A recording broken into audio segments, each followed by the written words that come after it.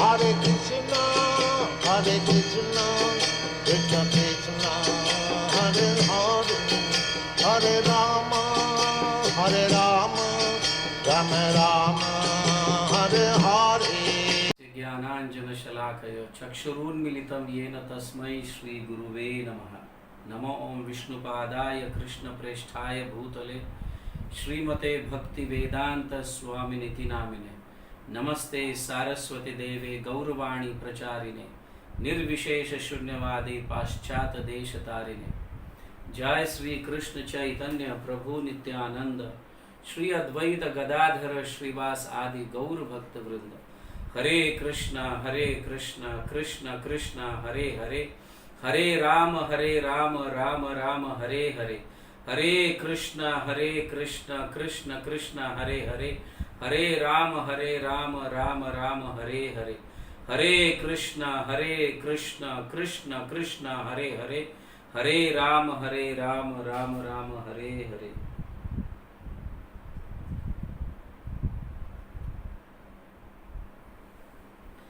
हरे कृष्णा।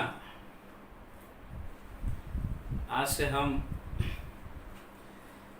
नया टॉपिक शुरू कर रहे हैं,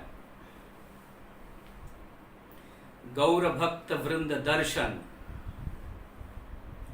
गौर भक्त वृंद दर्शन, दर्शन का अर्थ है गौर भक्त वृंद के अनुयायी जो है, उनके भक्तगण जो है, उनके समय के कहो या उनके उपरांत या उनके पहले वाले, उनके पहले जो जन्म लिए हैं, चैतन्य महाप्रभु के पहले जो जन्म लिए हैं, ऐसे भी आचार्यों का हम आज के उपरांत उनके लीला और उनकी शिक्षाएं, ज़्यादातर उनके बाल्य लीला या फिर व्हाटएवर जो भी लीला है और उनकी शिक्षाएं, इसके ऊपर हम चर्चा करने जा रहे हैं। आज से we have started new series of discussion. गौर भक्त वृंद, गौर मतलब चैतन्य महाप्रभु, गौर भक्त वृंद मतलब चैतन्य महाप्रभु के भक्त या मतलब उनके अनुयायी कहो या उनके गुरुजन कहो। चैतन्य महाप्रभु के गुरुजन भी हम कह सकते हैं, जैसे ईश्वरपुरी है, माधवेंद्रपुरी है। इस तरह से उनके विषय में भी उनके लीलाएं और उनके शिक्षाएं, ज़्यादातर हम जोर देंगे उनके शिक्षाओं पर, क्योंकि हमें उनकी शिक्षाओं से कुछ सीखना है। अगर जो भी मिलता है, उनका जन्म स्थान, जन्म समय, उनके माता पिता का नाम वगैरह, तो ऐसी भी चर्चा हम करेंगे उनके लीलाओं की, बाल्य लीला कहो या व्हाटएवर जो भी, और वो किस तरह से भक्ति में आए हैं, उनके गुरु कौन है, ऐसे सब विषय में चर्चा करेंगे। क्योंकि भक्तों के संग के बिना जो है भगवान का संग या भगवान का स्मरण या भगवान की भक्ति संभव नहीं है। तो भक्तों का संग वैसा देखा जाए तो it is non different from direct association of Lord. तो भक्तों का संग करना ही मतलब भगवान का संग करने के समान है, क्योंकि भगवान के भक्त जो है भगवान को अपने हृदय में लेके चलते रहते हैं। इसीलिए भक्तों का संग करने से भगवान का संग भी प्राप्त होता है। तो उसी तरह से जब हम हमारे गौड़ीय वैष्णव सांप्रदाय के जो आचार्य गण है या वैष्णव गण है, भक्त गण है, उनके लीला और उनके शिक्षाओं की चर्चा करना भी डायरेक्ट उनका संग करने के समान ही है। मतलब उन भक्तों का, उन शुद्ध भक्तों का डायरेक्ट संग करने के समान है। इसलिए हम इन सभी वैष्णवों की चर्चा या उनके लीलाओं की, उनकी शिक्षाओं की चर्चा करेंगे, डिस्कशंस करेंगे। सिर्फ भक्तों के संग में ही हम भगवान के प्रति या भगवान को आकर्षित कर सकते हैं, या फिर हम भगवान के प्रति आकर्षित हो सकते हैं, और वो सिर्फ संभव है सिर्फ भक्तों के संग में ही। जैसे श्रीमद् भागवतम में कपिल मुनि देवहूति अपने माता को कहते हैं, सताम प्रसंगान मम वीर्य संविदो भवन्ति हृत्कर्ण रसायनाः कथः तद जोषणाद अश्व अपवर्ग वर्तमनि श्रद्धा रतिर भक्तिर अनुष्क्रमिष्यति। तो भक्तों के संग में ही जो है, भक्तों के संग में रहकर जब हम भगवान के लीलाओं की चर्चा करते हैं, तो ऐसे करने से हमारे कर्ण और हृदय प्रसन्न हो जाता है और संतुष्ट हो जाता है। कर्ण और हृदय संतुष्ट हो जाता, प्रसन्न हो जाता है। तो इस तरह से धीरे धीरे जब हम भक्तों का संग करते हैं तो हमें मुक्ति मार्ग मिलता है और इन भौतिक जगत के ताप से मुक्त हो जाते हैं और फाइनली हम भगवान के प्रति दृढ़ता प्राप्त होती है। भगवान का प्रेम प्राप्त करने के लिए या भगवान की भक्ति प्राप्त करने के लिए दृढ़ता, हम फिक्स्ड हो जाते हैं उनके अंदर। इस तरह से देवहूति को कपिल देव जो है वो समझाते हैं।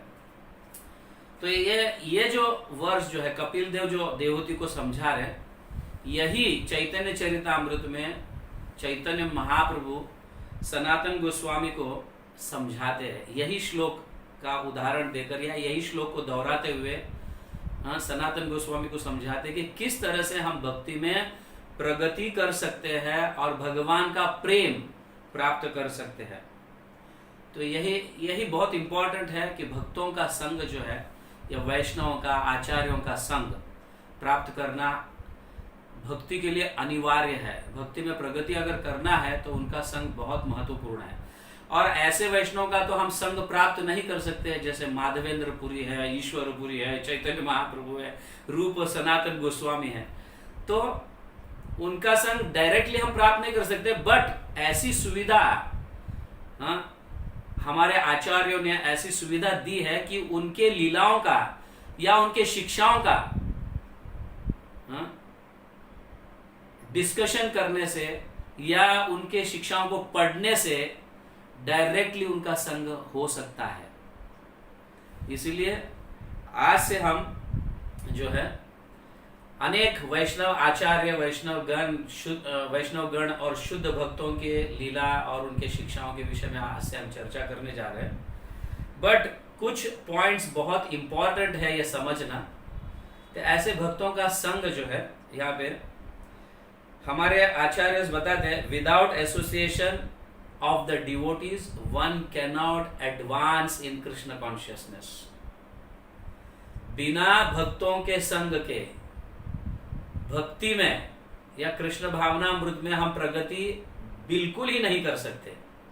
इसलिए उनका संग अत्यंत महत्वपूर्ण है। समझ गए ना? अगर भगवान के लीलाओं के बारे में जानकारी चाहिए तो स्वाभाविक है कि हमें भक्तों का संग आवश्यक है। तो उनके संग में बैठकर ही हम भगवान की लीलाओं के विषय में चर्चा कर सकते हैं। तो भक्तों का संग मतलब ही है भगवान का संग। आप समझ रहे? भक्तों का संग जो हर हमेशा भगवान के विषय में चर्चा करते हैं, भक्ति प्रदान करते रहते हैं पति जीवात्माओं को। तो ऐसे भक्तों का संग करना जो है भगवान के संग करने के बराबर है। One should not think, हम कभी ऐसा सोचना नहीं चाहिए भक्तों का संग कर रहे हैं तो भगवान का थोड़ी संग कर रहे हैं। तो ऑफ कोर्स भक्तों का संग कर रहे हैं मतलब हम डायरेक्टली भगवान का संग कर रहे हैं, वरना इसे अपराध माना जाएगा अगर ऐसा नहीं सोचते हैं तो। हमारे आचार्य बताते हैं जैसे शुद्ध भक्त जो है उनकी पोजीशन जो है बहुत एक्सॉल्टेड है, भगवान से भी ज्यादा उनका पोजीशन है। ऐसे स्वयं आराधनानाम सर्वेशाम विष्णु आराधनाम परम तस्मात् परतरम देवी तदीयानाम समर्चनम। भगवान शिव जो है ये पार्वती को समझा रहे हैं। पद्म पुराण में ऐसा कहा गया है कि आराधना नाम मतलब सारे पूजनीय, मतलब अनेक देवी देवता पूजनीय है, उनकी आराधना करते हैं, बट इन सबसे जो है सर्वेशाम आराधनम सर्वेशाम मतलब सभी आराधनाओं में श्रेष्ठ विष्णु आराधनम परम, ऐसा कहा है। विष्णु आराधनम परम है, तो विष्णु की हमें पूजा करनी चाहिए। बट आगे कहते हैं तस्मात् परतरम देवी, हे देवी इनसे भी आगे, किनकी? शुद्ध भक्तों की आराधना करना सबसे श्रेष्ठ है, विष्णु आराधना से भी श्रेष्ठ है, ऐसा कहा गया। तो आराधना का अर्थ, आराधनम का अर्थ ये नहीं कि सिर्फ हम उनकी आरती उतारे ये करें, लेकिन उनके विषय में, उनके लीला, उनकी शिक्षा, ये बैठकर चर्चा करना भक्तों के संग, यह आराधना के जैसा है। तो ये बहुत जरूरी है। और मैं समझता हूं कि जब हम हर एक दिन एक एक भक्तों के विषय में चर्चा करेंगे, उनके लीला और उनके शिक्षाओं के विषय में चर्चा करेंगे, तो मुझे ऐसा विश्वास है कि ये सारे चर्चाओं में जो है अनेक भक्तों की जब हम चर्चा करते रहेंगे, तो मुझे ये विश्वास है कि आपको अपना हीरो मिल जाएगा। समझ गया ना? ऐसे भौतिक जगत में प्रत्येक व्यक्ति के कोई ना कोई हीरो होते हैं। कोई पॉलिटिकल लीडर होता है, तो कोई एक्टर होता है, तो कोई ये होता है, कोई पोएट होता है। ऐसे हर एक के जीवन में एक कोई ना कोई हीरो है जिसको वो फॉलो करते हैं और उनको अच्छा भी लगता है। तो उसी तरह से भक्ति में भी जो है, जब हम ऐसी चर्चा करते रहेंगे, तो भक्ति में भी हमें अपने सुविधा के अनुसार, अपने भाव के अनुसार, हमें भी एक दिन, इन दिनों में एक दिन एक हीरो मिल जाएंगे।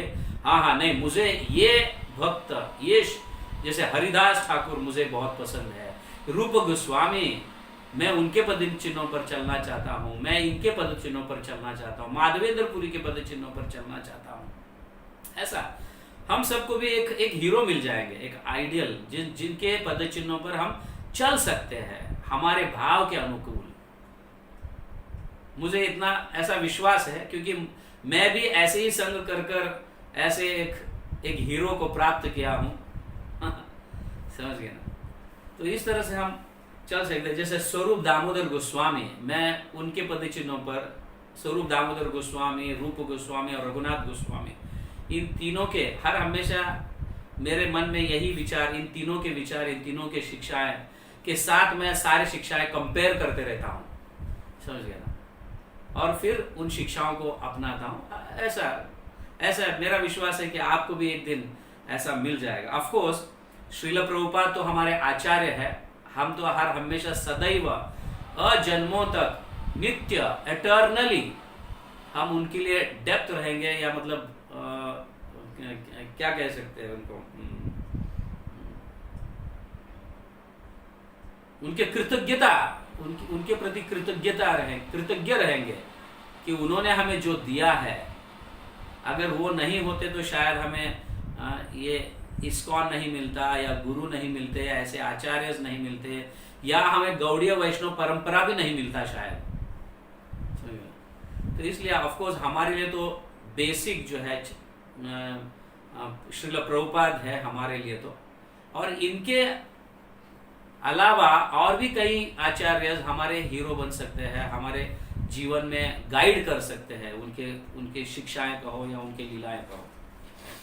तो आज मैं ये कोशिश कर रहा हूं कि हम अल्फाबेटिकली जाएंगे, या फिर जैसे आई डोंट नो, कभी कभी ऐसे मतलब अगर आविर्भाव या तिरोभाव तिथि आ जाती है, तो उन आचार्य की भी, क्योंकि इस महीने में या इस हफ्ते में बहुत सारे आचार्यों के आविर्भाव और तिरोभाव है, तो उस तिरोभाव में भी उनकी चर्चा हम करने की कोशिश करेंगे। नहीं तो कोशिश तो मैं कर रहा हूँ अल्फाबेटिकली हम जाए। तो आज हम अद्वैत आचार्य के लीलाएं और उनकी शिक्षाओं को ग्रहण करने का हम प्रयास करेंगे। अद्वैत आचार्य जो है चैतन्य चरितामृत, चैतन्य भागवत, चैतन्य मंगल, और हमारे अनेक आचार्यों के ग्रंथों के माध्यम से ये पता चलता है कि अद्वैत आचार्य स्वयं महाविष्णु और सदाशिव के कॉम्बिनेशन, अवतार है, कंबाइंड अवतार है। कई जगह अद्वैत आचार्य महाविष्णु के अवतार ऐसे कहा गया है, कई जगह वो सदाशिव के अवतार है ऐसा भी कहा गया है, कई जगह दोनों के कंबाइंड अवतार है ऐसा भी कहा गया है। जैसे चैतन्य महाप्रभु मतलब कृष्ण और राधा दोनों के कंबाइंड अवतार है, उसी तरह से चैतन्य महाप्रभु के उपरांत ऐसे कई आचार्य हैं जो कंबाइंड अवतार है। जैसे हरिदास ठाकुर स्वयं ब्रह्मा भी है और प्रहलाद महाराज भी है, दोनों कंबाइंड अवतार है। तो उसी तरह से अद्वैत आचार्य जो है ये कंबाइंड अवतार है, महाविष्णु और सदाशिव दोनों के कंबाइंड अवतार है। तो थोड़े चैतन्य भागवत में से उनके प्रति जो वृंदावन दास ठाकुर लिखते हैं, उन श्लोकों को दोहराते हुए फिर हम आगे उनके जन्म तिथि और ये सब उनकी चर्चा करेंगे, उनके गुरु कौन है ये सब। तो मैं कोशिश करता हूं कि मैं आपको ठीक से समझा पाऊं इन सभी आचार्यों के विषय में। तो यहाँ पे कहा गया है चैतन्य भागवत आदि खंड में से चैप्टर 2, यहाँ पे वृंदावन दास ठाकुर इस तरह से कहते हैं, सेई नवद्वीपे वैश्य वैष्णव अग्रगण्य, सभी वैष्णव में अग्रगण्य वैष्णव जो है अद्वैत आचार्य नाम सर्वलोके धन्य। तो सभी वैष्णवों में अग्रगण्य वैष्णव जो है वो है अद्वैत आचार्य। कहाँ पे? नवद्वीप धाम में, नवद्वीप धाम में अद्वैत आचार्य का नाम लिया गया है।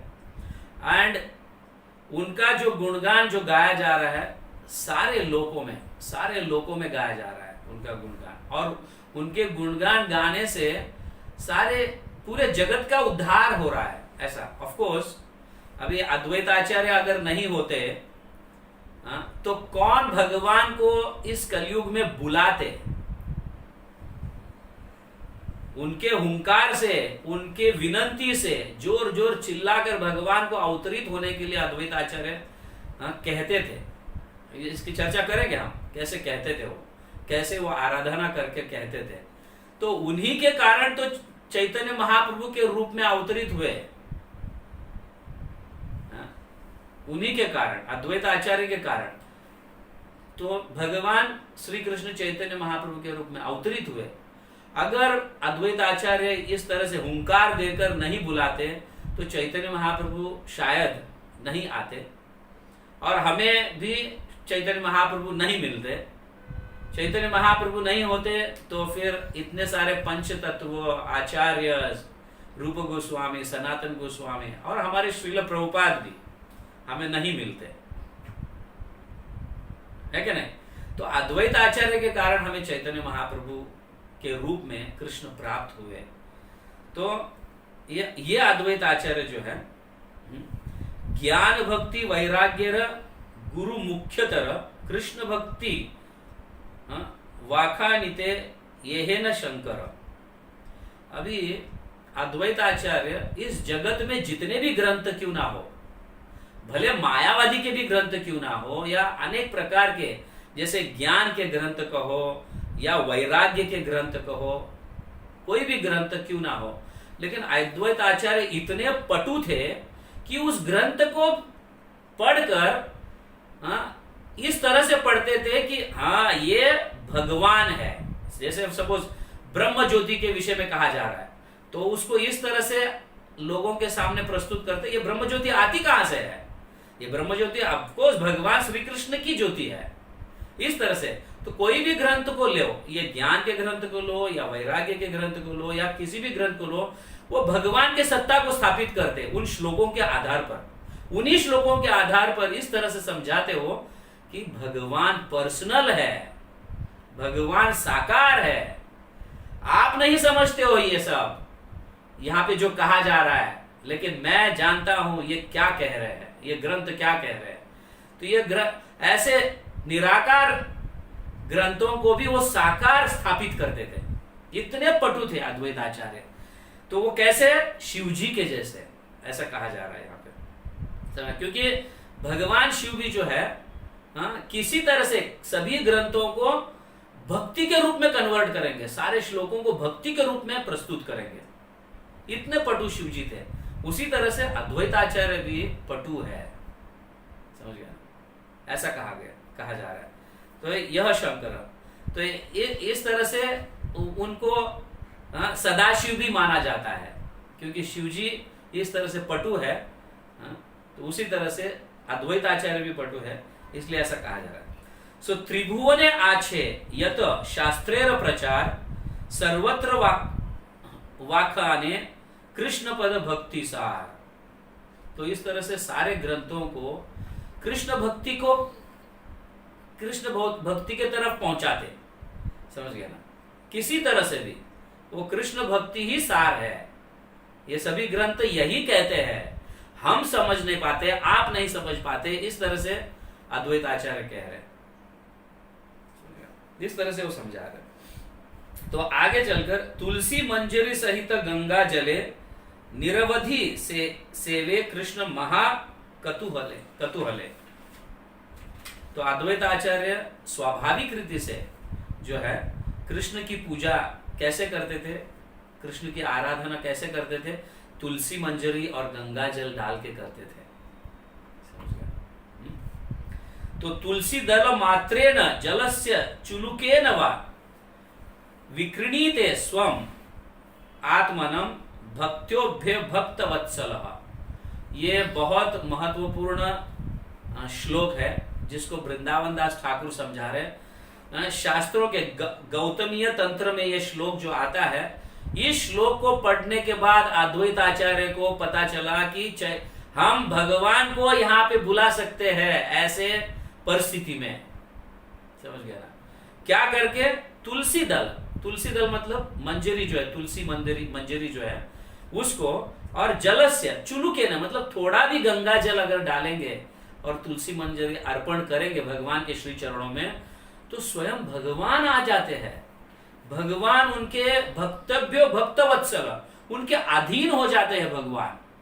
ये श्लोक को ध्यान में रखते हुए अद्वैत आचार्य जो है ये भगवान को इस तरह से बुलाते हैं। ऐसे ही इतना विश्वास इस श्लोक पर था अद्वैत आचार्य को कि बस ये श्लोक को पकड़ के रखे अद्वैत आचार्य, जो गौतमी तंत्र में कहा गया। हरिभक्ति विलास में भी इसको कोट करते हैं सनातन गोस्वामी। तो फिर क्या किया उन्होंने? हुंकार करे कृष्ण अवशेर तेजे, ये ध्वनि ब्रह्मांड भेदी वैकुंठ ते भेजे। तो इतने जोर जोर से अद्वैत आचार्य चिल्लाकर भगवान को बुलाते थे, और तुलसी दल और ये डालकर, तो ये ब्रह्मांड को ये ध्वनि भेद कर वैकुंठ जाता था, और वैकुंठ में जाकर कृष्ण उसको सुनते थे, इस ध्वनि को, समझ गया। आप सोचो क्या पावरफुल है अद्वैत आचार्य, कैसे चिल्ला कर भगवान को बोलते थे, आप आइए, ये बहुत विकट दिन है, ऐसा कलयुग मैंने कभी देखा नहीं है, तो कृपा कर आप आएंगे तो ही कुछ होगा, हम नहीं कर पाएंगे इसे सब। इसलिए इस तरह से चिल्लाकर भगवान को अद्वैत आचार्य बुलाते थे। और ये इस तरह का ध्वनि से ये ध्वनि वैकुंठ मतलब भौतिक ब्रह्मांड को भेद कर वैकुंठ धाम चला जाता था, और कृष्ण वहां बैठकर सुनते थे। ये प्रेमेर हुंकार सुनिया कृष्णनाथ, भक्ति वशे आपने ये हैल साक्षात। तो भगवान मतलब अद्वैत आचार्य के इस प्रेम ध्वनि के हुंकार को सुनकर कृष्ण और अपने आप को कंट्रोल नहीं कर पाए, क्योंकि ऑफ कोर्स ऐसे प्रेम से बुलाएंगे तो भगवान उनके अधीन हो जाते हैं, अपने कंट्रोल को भी भूल जाते हैं और ऐसे भक्तों के अधीन हो जाते हैं। अतएव अद्वैत वैष्णव अग्रगण्य निखिल ब्रह्मांड यार भक्ति योग धन्य। तो इस तरह से Advaita Acharya amongst the best of all Vaishnavas, सभी वैष्णव में अग्रगण्य वैष्णव अद्वैत आचार्य। तो इनकी भक्ति की तुलना एंटायर यूनिवर्स में, पूरे ब्रह्मांड में नहीं किया जा सकता। ऐसे यहाँ पे वृंदावन दास ठाकुर समझा रहे हैं। समझ गए ना? यही मत अद्वैत वैष्णव नदियाय भक्ति योग शून्य लोक देखी दुख पाया। तो इस नदिया में लोगों में भक्ति न देखकर, नदिया मतलब बंगाल में जो गांव है, नदिया गांव जो है, या मायापुर धाम, या वो जो है, तो वहां पे लोगों में भक्ति देख नहीं पा रहे थे, लेकिन इतने दुखी हो गए कि भक्ति नहीं कर पा रहे ये लोग, इतना समझाने पर भी नहीं कर पा रहे ये लोग, तो बहुत दुखी हो जाते थे अद्वैत आचार्य। शकल संसार मत व्यवहार रसे, कृष्ण पूजा कृष्ण भक्ति करो नाही वशे। तो सारा संसार जो है व्यवहार रस में डूबा हुआ है, समझ गए ना? बिजनेस करने में, अपने अपने जीवन का निर्वाह करने में डूबा हुआ है। कोई कृष्ण पूजा कृष्ण भक्ति करना ही नहीं चाहते हैं। तो ये देखकर बहुत दुखी हो गए अद्वैत आचार्य, समझ गए? तो सारे लोग जो है चंडी की पूजा करने लगे, दुर्गा की पूजा करने लगे, मांस खाने लगे, और दारू पीने लगे, अनेक प्रकार के व्यसन करने लगे, स्त्री व्यसन, स्त्री संग करने लगे, जुगार खेलने लगे। ये देखकर अद्वैत आचार्य इतने दुखी हो जाते हैं, बहुत दुखी हो जाते हैं। तो कृष्ण शून्य मंगल देवेर नाही शुक, विशेष अद्वैत मने पाए बड़ दुख। तो ये कृष्ण के प्रति शून्य कार्य देखकर अद्वैत आचार्य बड़े दुखी हो गए। स्वभावे अद्वैत बड़ कारुण्य हृदय, जीवेर उद्धार चिंते हय सदय। मतलब ये अब शायद भाषा कितनी सरल है, समझिए, आप समझ भी रहे होंगे। स्वभावे अद्वैत, उनका स्वभाव, जो अद्वैत आचार्य का स्वभाव बड़ा कारुण्य था, उनका हृदय बड़ा कारुण्य से भरा हुआ था। जीवेर उद्धारे चिंता, समझिए, जीव का उद्धार कैसे होगा ये ऐसी चिंता हर हमेशा करते थे, सदा करते थे, उनका उद्धार कैसे होगा। तो इस तरह से वृंदावन दास ठाकुर समझ, मोर प्रभु आशी यदि करे अवतार। मोर प्रभु मतलब मेरे प्रभु, अद्वैत आचार्य कह रहे मेरे प्रभु स्वयं अगर अवतरित होंगे यहाँ पे, तब है ये शकल जीवेर उद्धार, सारे जीवों का तभी उद्धार होगा। समझ गए ना? देखो अद्वैत आचार्य स्वयं महाविष्णु है, क्या नहीं कर सकते हैं वो। महाविष्णु के रोमकूप में से असंख्य ब्रह्मांड निकलते हैं, और उनमें से एक ब्रह्मांड में हम हैं, और उनमें से ये पृथ्वी इस ब्रह्मांड में, और उस पृथ्वी में नवद्वीप या शकल जगत, ये लोग भक्ति को नहीं अपना रहे, अनेक प्रकार के स्त्रियों का संग कर रहे, अनेक प्रकार का व्यसन को अपना रहे, जुगार खेल रहे हैं, अनेक प्रकार के मांस खा रहे हैं, ये ब्राह्मण लोग भी, समझ गए ना? इसको देखकर अद्वैत आचार्य बहुत दुखी हो जाते हैं। वो कहते हैं अब मैं भी कुछ नहीं कर सकता, क्योंकि मैं भी इनको प्रचार कर रहा हूं, लेकिन कोई अपनाने के लिए तैयार नहीं है। इसीलिए मोर प्रभु आशी, मोर प्रभु आशी मतलब अगर मेरे प्रभु आए, यदि करे अवतार, अगर वो अवतरित हो, यहाँ पे आ जाए, तो मैं थाम से कैसा शकल जीवेर उद्धार, सारे जीवों का, एक जीव भी नहीं रह पाएगा, सभी जीवों का उद्धार होगा। ऐसे अद्वैत आचार्य सोच रहे, कह रहे। तबे तो अद्वैत सिंह आमार बढ़ाए, वैकुंठ वल्लभ यदि देखन हेताए। मेरा नाम जो अद्वैत सिंह जो है, अगर मैं इस तरह से गर्जना देकर भगवान को यहाँ पे अवतरित करूंगा, तो ये मेरा नाम सार्थक हो गया। क्योंकि सिंह गर्जना देता है ना, है कि नहीं? सिंह गर्जना देता है, जैसे गर्जना देता है तो सारे जो लोमड़िया बिमड़िया ऐसे जो है वो भाग जाते हैं, समझ गए?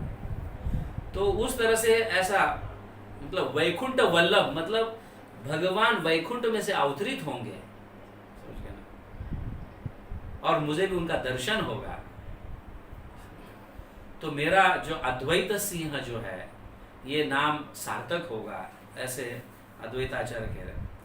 तो अद्वैत कारणे चैतन्य अवतार से ही प्रभु कही आछे बार बार।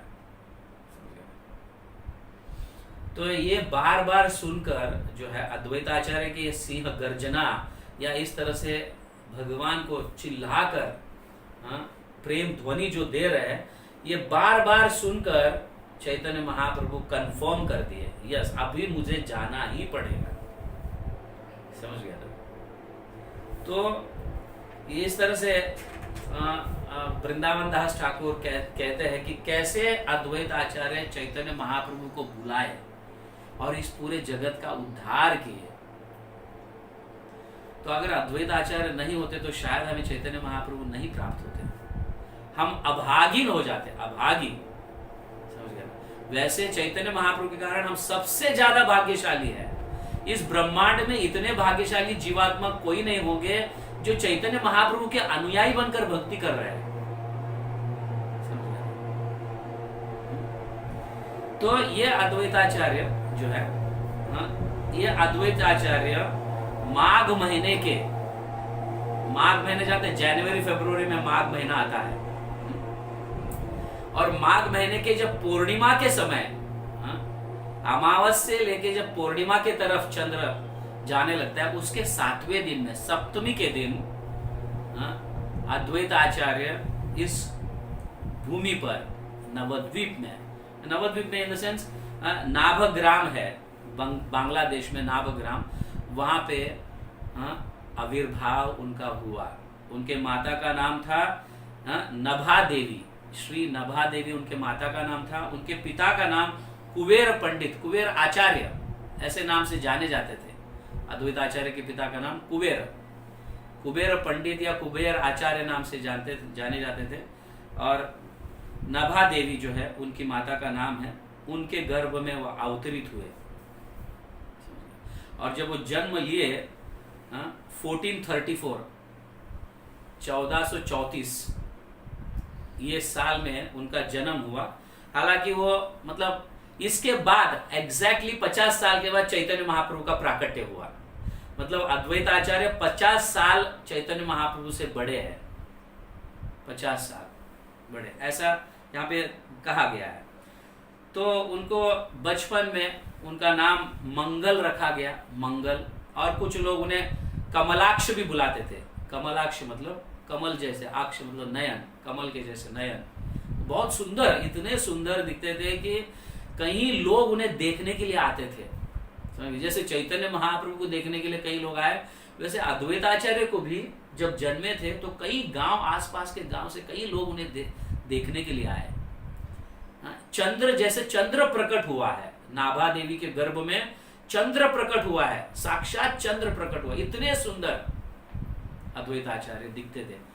और जब इनके पिता ने इनका मतलब अद्वैत आचार्य का दर्शन किया तो उनकी हृदय की जो क्या बोलते हैं, सीमा नहीं थी, मतलब जो उनका प्रसन्नता जो था, इसकी सीमा का वर्णन नहीं कर सकते थे। इतने प्रसन्न हो गए थे इस अपने पुत्र को देखकर, कुबेर आचार्य। तो बाद में जो है अद्वैत आचार्य बाद में शांतिपुर शिफ्ट हो जाते हैं। जैसे मतलब एडवांस एज हो जाता है उनका, बड़े हो जाते हैं, प्रौढ़ हो जाते हैं, तो शांतिपुर में शिफ्ट हो जाते हैं।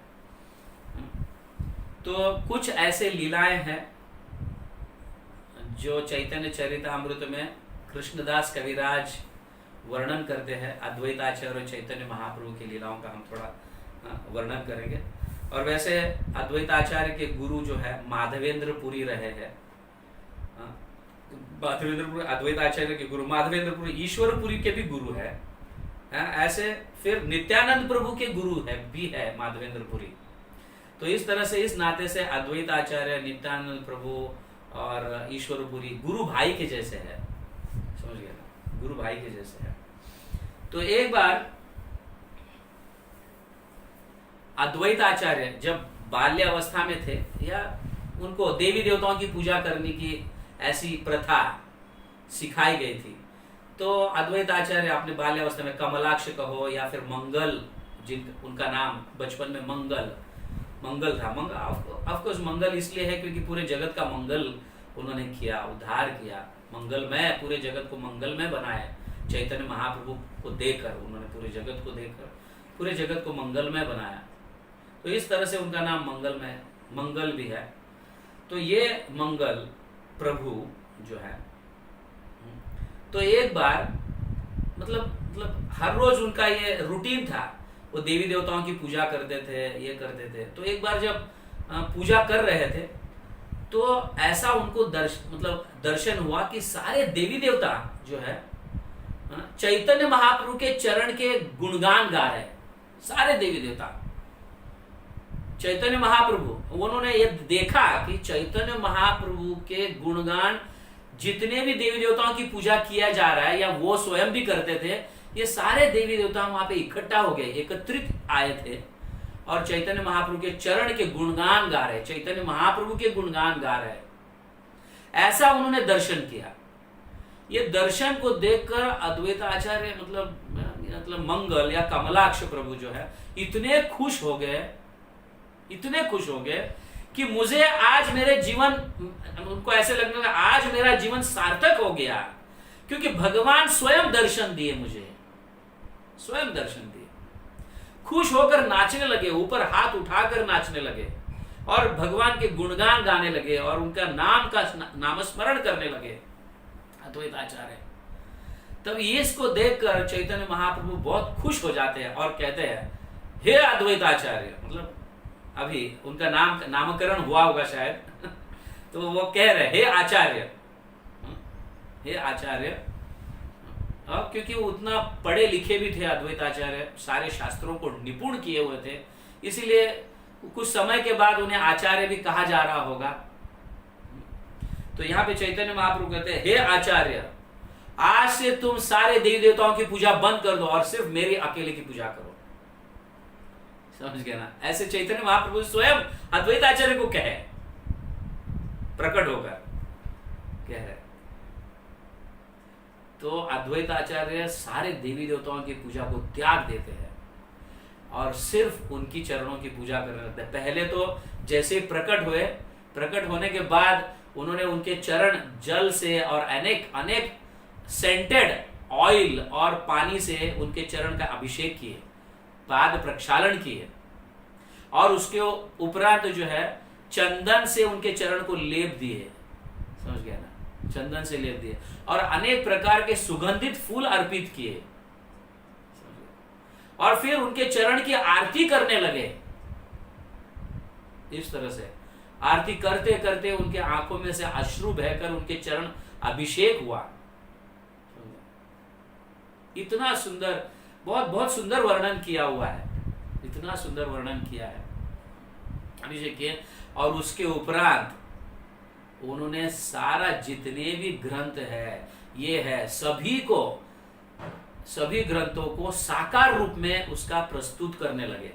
जैसे मैं पहले कहा कि वो ज्ञान का ग्रंथ क्यों ना हो या ज्ञान भक्ति क्यों ना हो या वैराग्य भक्ति या अनेक प्रकार के भक्ति क्यों ना, उनको साकार रूप में उसका वर्णन करने लगे। ऐसे पटु थे अद्वैत आचार्य।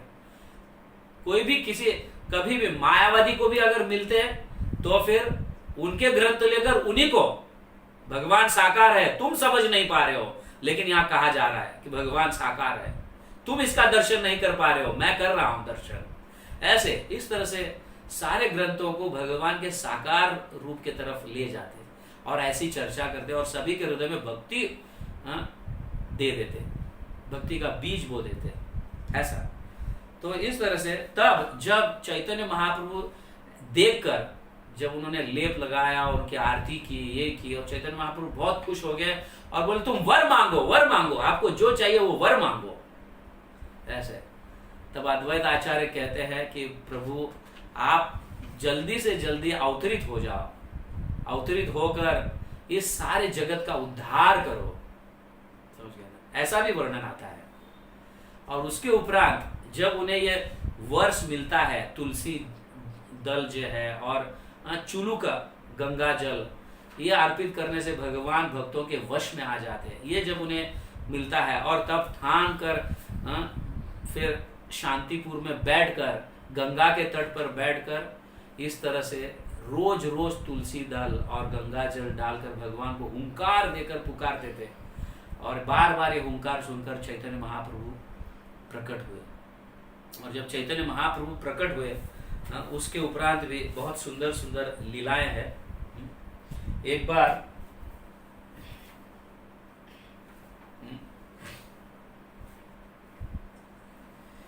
बार जब चैतन्य महाप्रभु गया गए थे, समझ गया ना, गया गए थे, वैसे ही अपने पिता का पिंडदान किए।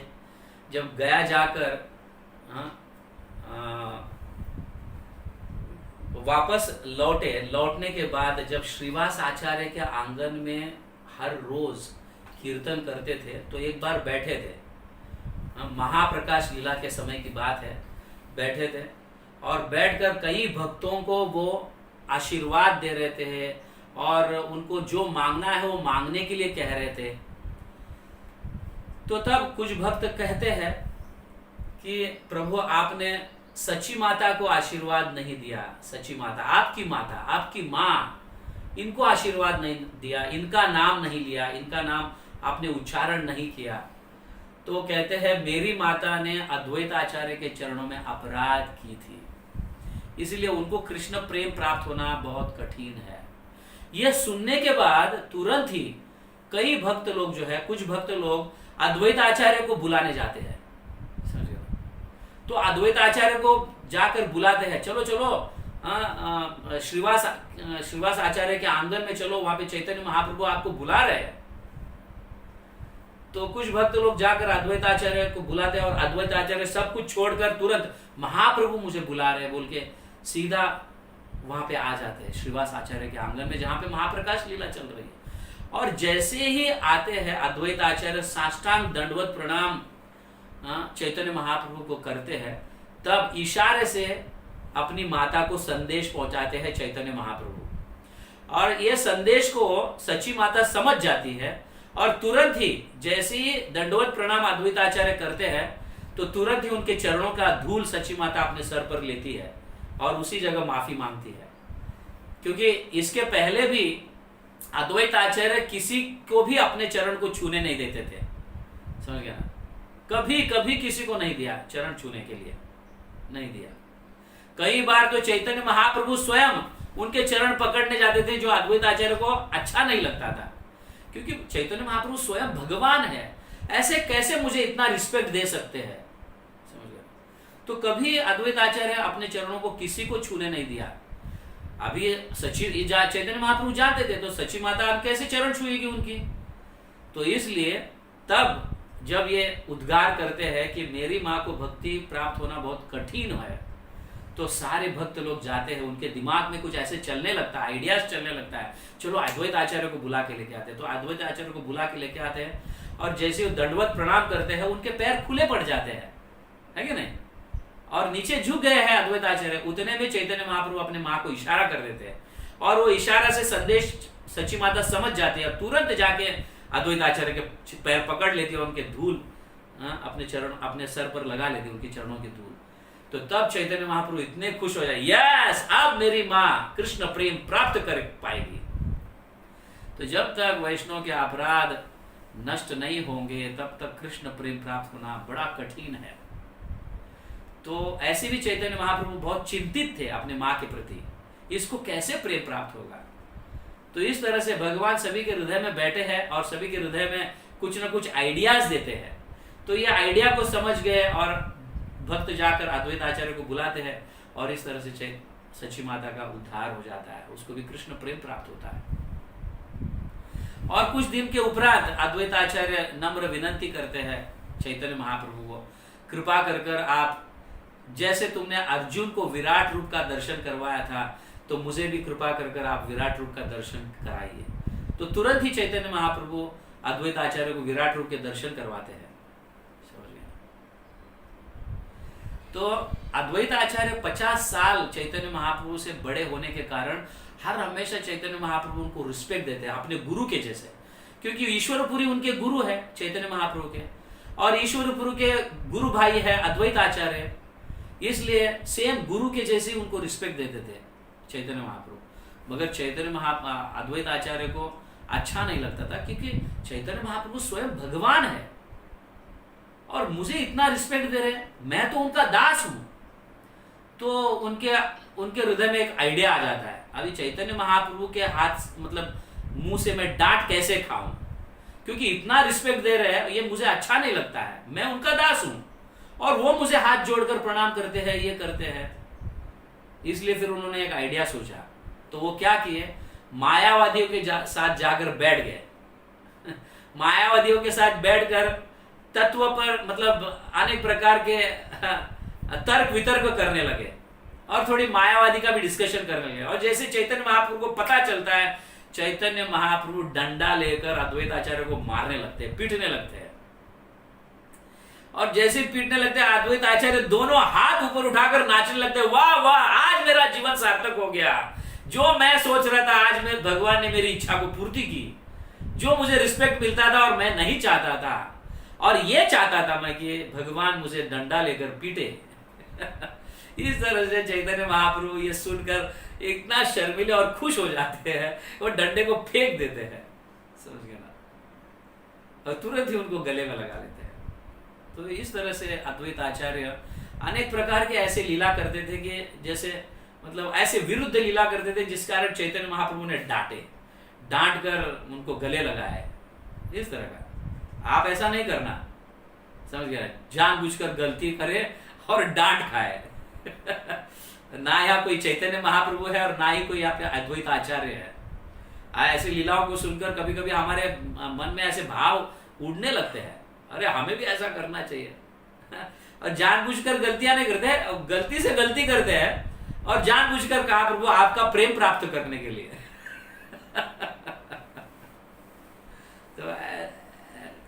तो ऐसे ना करें। तो और एक सुंदर लीला है, हाँ, जब चैतन्य महाप्रभु काटवा में संन्यास लिए, संन्यास लेने के उपरांत जो है वृंदावन के तरफ निकलना चाहते थे, मैं वृंदावन जाऊंगा। तो चैतन्य महाप्रभु जब संन्यास लिए इतने भाव विभोर हो जाते थे कि कभी कभी वो पागल जैसा हरकतें, मतलब भूल जाते थे कहाँ जा रहे हैं, क्या कर रहे हैं, कुछ पता नहीं चलता था। इस तरह से कई दिन तक संन्यास लेने के बाद बंगाल में ही भटकते रहे, वो वृंदावन जा रहा हूं बोल के, उनको पता ही नहीं चलता था कौन सा रास्ता, जाते थे फिर वापस दूसरे रास्ते से वापस आते थे, और इस तरह से बंगाल में ही भटकते थे वो, समझ गए, बंगाल में ही भटकते थे। और उनके साथ नित्यानंद प्रभु, चंद्रशेखर और फिर मुकुंद दत्त भी उनको कंपनी देने के लिए उनके पीछे पीछे रहते थे, उनको पता नहीं चलता था, उनको पीछे पीछे रहते थे कि भाई अभी मतलब संन्यास लेने के बाद चैतन्य महाप्रभु के मतलब इतने भाव प्रकट होने लगे कि ये कहीं कुछ कर ना बैठे, इसलिए कुछ सिक्योरिटी के लिए उनके पीछे पीछे से दूर से रहते थे, ऐसे पीछे पीछे जाते थे। लेकिन चैतन्य महाप्रभु वृंदावन के लिए निकल चुके थे, तो वृंदावन जाने का उनका इरादा था। तो ये मदमत्त, भगवान के प्रति या प्रेम में मदमत्त होते हुए वो बंगाल में ही भटकते थे, ऐसा सोच रहे थे कि मैं वृंदावन जा रहा हूँ, समझ गए। और कभी कभी उसी एरिया में, नवद्वीप में, मतलब या काटवा के मतलब इस बंगाल में कई लोग गैया चराते हैं, तो गैया चराते हुए ग्वालों को देखकर ऐसा लगता था कि मैं वृंदावन के नजदीक आया हूँ, समझ गया, वृंदावन के नजदीक आया हूँ ऐसे। तो चैतन्य महाप्रभु को देखकर सब लोग हरि बोल कहते थे, और चैतन्य महाप्रभु ये देखकर बहुत खुश होते हैं, हाँ ऐसे ही हरि बोल, ऐसे ही हरे कृष्ण महामंत्र गाओ, ऐसे ही भगवान के नाम का उच्चारण करो, हरे कृष्णा कृष्णा कृष्णा हरे हरे, हरे राम राम राम हरे हरे, ऐसे ही गाओ। तो ऐसे जब हरि बोल बोलते थे चैतन्य बहुत खुश हो जाते, आनंद होकर और भी मदमत्त हो जाते थे, ऐसे लगता था उनको मेरा जीवन सार्थक हुआ, कई लोगों को मैं हरि नाम दे रहा हूँ, मेरा जीवन सार्थक हो गया, ऐसे कर नाचते थे, गाते थे, समझ गया। तो यही ग्वाल बाल को नित्यानंद प्रभु उनको साइड में बुलाते हैं, इधर आओ, हाँ, तो वो सारे ग्वाल बाल बच्चे आ जाते हैं। अगर चैतन्य महाप्रभु तुम्हें कहे ना वृंदावन का रास्ता कौन सा है, तो बता देना कि ये नदी के तट से ही ऐसे ही जाओ, सीधा तुम्हें वृंदावन मिल जाएगा। तो नित्यानंद प्रभु ऐसे इन ग्वाल बाल को समझाते हैं। तो जब चैतन्य महाप्रभु कोई ग्वाल बाल मिलते हैं तो उनको बोलते थे वृंदावन जाने का रास्ता कौन सा है? हाँ महाप्रभु ऐसे ही जाओ सीधा, यही यही ये नदी के तट से ही ऐसे ही सीधा जाओ, तुमको वृंदावन मिल जाएगा, वृंदावन आ जाएगा। तो फिर नित्यानंद प्रभु को फिर चैतन्य महाप्रभु देखते हैं, बोला अरे तुम कहाँ जा रहे हो नित्यानंद? बोला प्रभु हम सब आपके साथ ही आ रहे हैं पीछे पीछे। अच्छा तुम भी वृंदावन आ रहे हो? अभी कितना दूर है वृंदावन? चैतन्य महाप्रभु कहते हैं नित्यानंद कितना दूर है वृंदावन? अभी कुछ समय के बाद ही आएगा। देखो ये यमुना है, आप देख रहे हो ये यमुना है, हा? गंगा के तट पर रहते हैं लेकिन नित्यानंद प्रभु को ठगा रहे हैं। ये यमुना है, इसी तट पे जाएंगे सीधा तो वृंदावन आ जाएगा। ओ ऐसा है। हाँ तो फिर ऐसे ही जाते रहते हैं। तो जाते जाते मतलब उसके बाद जो है ना नित्यानंद प्रभु ये कहते हैं आचार्य रत्न को, मतलब चंद्रशेखर को, तुम जाओ अभी इसी तट पर शांतिपुर के आसपास जो है ना, आप बोलो कि मतलब आप अद्वैत आचार्य को बोलो कि नाव लेके वहां पे आ जाए, नाव लेके आने के लिए बोलो अद्वैत आचार्य को। ऐसे चंद्रशेखर को नित्यानंद प्रभु कहकर भेजते हैं और चंद्रशेखर जाते हैं। और साथ ही साथ ये भी कहते हैं नित्यानंद प्रभु कि जाओ सच्ची माता और आसपास के सारे गांव वालों को बोलो कि अद्वैत आचार्य के घर पहुंचे सब लोग। मैं महाप्रभु को लेकर अद्वैत आचार्य के घर पहुंच जाऊंगा और वहां पे सबको इकट्ठा होने के लिए बोलो। और चैतन्य महाप्रभु को पता नहीं है ये, जो चंद्रशेखर प्रभु को भेज देते हैं इस तरह से। तो और चैतन्य महाप्रभु जब नित्यानंद प्रभु को मिलते हैं, अरे तुम कहाँ जा रहे हो? मैं हम सब आपके साथ ही वृंदावन जा रहे हैं। तो कहाँ पे, कितना दूर है वृंदावन? अभी है, देखो ये आ जाएगा, अभी थोड़ी दूर चलेंगे तो आ जाएगा। तो उस समय चंद्रशेखर को भेजे हुए रहते। तो अद्वैत आचार्य नाव लेकर उस तट पर पहुंचते हैं वहां पे, और नित्यानंद प्रभु, मुकुंद दत्त और चैतन्य महाप्रभु चल रहे, चलकर फिर देखते हैं हाँ ये वृंदावन। जब मतलब दूर से नित्यानंद प्रभु देखते हैं कि अद्वैत आचार्य वहां पे खड़े हैं, तट पर नाव लेके खड़े हैं। तो देखो आप वृंदावन आ गया। तो वहां पे चैतन्य महाप्रभु फिर यमुना समझकर यमुना देवी को प्रणाम करते हैं, समझ गया ना।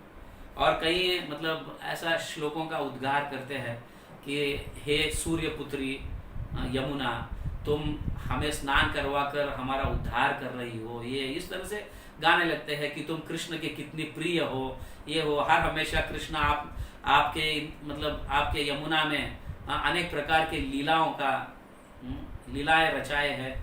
इस तरह से यमुना का वर्णन करते हैं और यमुना में स्नान करते हैं। एक्चुअली गंगा है तो यमुना समझकर वो स्नान करते हैं। स्नान करने के बाद तुरंत अद्वैत आचार्य नाव लेके वहां पे आ जाते हैं। तो चैतन्य महाप्रभु, अरे अद्वैत, तुम वृंदावन में क्या कर रहे हो? तुम यमुना में क्या कर रहे हो?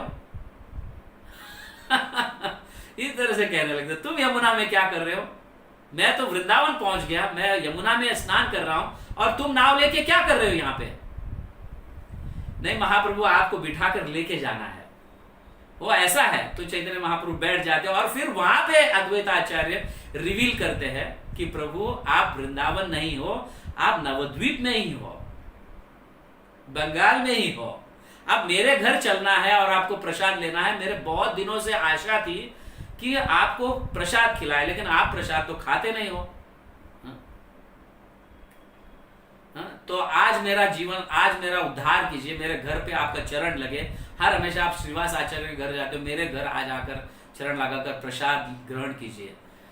तो ये नित्यानंद प्रभु के पास देखते हैं, ये नित्यानंद प्रभु ने मुझे ठगा दिया, मुझे चीट किया। नहीं, नित्यानंद प्रभु भी सही है, आप यमुना में ही स्नान किए हैं, समझ गए। प्रयाग में गंगा और यमुना दोनों बहकर आती है और इस तट पर यमुना बहती है और उस तट पर गंगा बहती है। तो आपने जो स्नान किया वो स्थान है वो यमुना ही है। अब हम नाव में बैठकर गंगा के तट पर जाएंगे और शांतिपुर मेरे घर जाएंगे। तो इस तरह से चैतन्य महाप्रभु को अद्वैत आचार्य चैतन्य महाप्रभु को और नित्यानंद प्रभु को और मुकुंद दत्त को इन सबको लेकर अपने घर चलते हैं। और वहाँ पे इतना अद्भुत प्रसाद का वर्णन किया गया है। चैतन्य महाप्रभु कहते हैं, मैं तो सन्यासी हूं, ये क्या खाऊंगा मैं? तुम क्या चाहते हो? नहीं नहीं, तुम तो अभी सन्यास ठीक है, सन्यास तुम ये एक आखिरी तुम्हारा, ये ऐसा भोजन तुम्हारा आखिरी होगा, बाद में तुमको जो करना है कर लो, लेकिन अभी खाओ। तो ऐसे परोसने लगते हैं, ऐसे परोसने लगते हैं, बाप रे बाप। एक एक प्लेट के आसपास अनेक प्रकार के मतलब व्यंजन बनाकर 100-150 मटके ऐसे एक प्लेट के आसपास ऐसे रखते हैं, और उस प्लेट पे चैतन्य महाप्रभु बैठ रहे हैं। दूसरे प्लेट के आसपास भी 100-150 ऐसे व्यंजन मटके भरे हुए हैं, और नित्यानंद प्रभु वहां पे बैठे हुए हैं प्रसाद खाने के लिए। और नित्यानंद प्रभु कहते हैं, ये क्या प्रसाद है, ये तो मेरे पेट के एक कोने में जाएगा तेरा ये प्रसाद। ऐसे अद्वैत आचार्य को कहने लगते हैं, क्योंकि वो दोनों गुरु भाई है। नित्यानंद प्रभु और अद्वैत आचार्य गुरु भाई है, ऐसी मस्ती मजाक करते रहते हैं। हाँ हाँ, तुम तो सन्यासी हो, हाँ तो थोड़ा संभाल के खाओ, इतना तुम्हें खाना अच्छा नहीं है, ऐसे नित्यानंद प्रभु को कह रहे हैं। और एक्चुअल जो सन्यास लिए है चैतन्य महाप्रभु, उनको खिला रहे पेट भरकर अद्वैत आचार्य। ऐसी अद्भुत लीला हुई थी अद्वैत आचार्य के घर में, और अद्वैत आचार्य सभी को प्रसाद खिलाने में बहुत आनंद लेते थे, भक्तों को प्रसाद खिलाने में, समझ गए। ऐसे वो 3 प्लेट का निर्माण करते हैं, एक भगवान को भोग लगाते हैं, और एक नित्यानंद प्रभु को, और एक चैतन्य महाप्रभु को। और चैतन्य महाप्रभु समझते थे कि मेरे लिए प्लेट, नित्यानंद प्रभु के लिए, और अद्वैत आचार्य भी उस प्लेट में बैठेंगे, तीसरे प्लेट में। तो कहते नहीं नहीं, पहले आप खाओ, आपका उच्चिष्ट अन्न मैं खाऊंगा, क्योंकि मैं आपका दास हूं। इस तरह से भाव व्यक्त कर कर चैतन्य महाप्रभु की अद्वैत आचार्य कई प्रकार की सेवा की, समझ। तो हमें अद्वैत आचार्य को कभी भूलना नहीं चाहिए। अद्वैत आचार्य सारे आचार्यों में अग्रगण्य आचार्य है, समझ। ऐसे कई लीलाएं हैं अद्वैत आचार्य के, लेकिन हमारे पास समय की कमी है, तो सारे आचार्यों के सारे लीलाओं का हम वर्णन नहीं कर पाएंगे, बट जिससे हम सीख ले सकते हैं, हाँ, तो वो सीख हमें लेना चाहिए। तो अद्वैत आचार्य ये देखते थे कि आसपास नवद्वीप में पूरा जगत जो है, इवन ब्राह्मणास भी जो है व्यभिचार कर रहे हैं, व्यसन को अपनाए हुए अनेक प्रकार के, मतलब दारू पी रहे हैं, वाइन्स पी रहे हैं, और जुगार खेल रहे हैं, मांस खा रहे हैं। ये देखकर उनको सहा नहीं जाता था अद्वैत आचार्य को, इसलिए चैतन्य महाप्रभु मतलब भगवान को पुकार पुकार कर बुलाते थे। गंगा के तट पर बैठते थे, और यही कार्य उनका, रोज यही कार्य। शालिग्राम शिला पर तुलसी दल डालते थे, गंगा जल डालते थे, और हुंकार लेकर बुलाते थे, आप आ जाओ, जल्दी आ जाओ, पता नहीं किस दिशा में ये सब बह जाएगा, पूरा देश, पूरा जगत, तो कृपा कर कर आप आ जाओ। तो चैतन्य महाप्रभु बार बार ये बुलाने से उनकी आमंत्रण को स्वीकार लेते, उनके इन्विटेशंस को स्वीकार कर इस जगत पर आविर्भाव हो जाते हैं। तो इस तरह से अद्वैत आचार्य मतलब बुलाते हैं, और प्रेम प्रदान करने के लिए बुलाते हैं। तो हमें भी जब हम ऐसे लोगों को देखते हैं, तो हमें भी ये सीख लेना चाहिए कि इन लोगों का उद्धार हो, इन्हें भी प्रेम प्रदान हो, क्योंकि हम उन्हीं के अनुयायी हैं, समझ गए ना, उन्हीं संप्रदाय में हम आए हुए हैं। तो हमारा हृदय भी इस तरह से उनके प्रति, इस तुच्छ जीवों के प्रति या पतित जीवात्माओं के प्रति हमारा हृदय भी ऐसा उदार होना चाहिए। उदार, नॉट उधार, उदार, उदार होना चाहिए। उधार मत दो, ऑफकोर्स भगवान का नाम उधार उदार होकर उधार दे दो भगवान का नाम। तो इस तरह से हमारा हृदय उदार होना चाहिए। ये सीख हमें अद्वैत आचार्य के माध्यम से हम ले सकते हैं, समझ गए ना। Yes, Hare Krishna, thank you very much.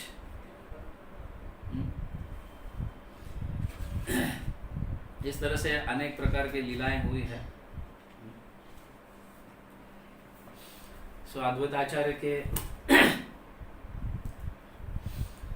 जन्म स्थली, जन्म समय, उनका दिन, उनके गुरु और चैतन्य महाप्रभु के साथ उनका व्यवहार, इतने बड़े होते हुए भी वो नम्र रहने का प्रयास किए कि चैतन्य महाप्रभु ऐसे रिस्पेक्ट ना दे मुझे। हम तो रिस्पेक्ट के अभिलाषी है, हम तो कोई रिस्पेक्ट हमें नहीं देता तो हमारा तो पूरा मन उग्र हो जाता है, उग्र।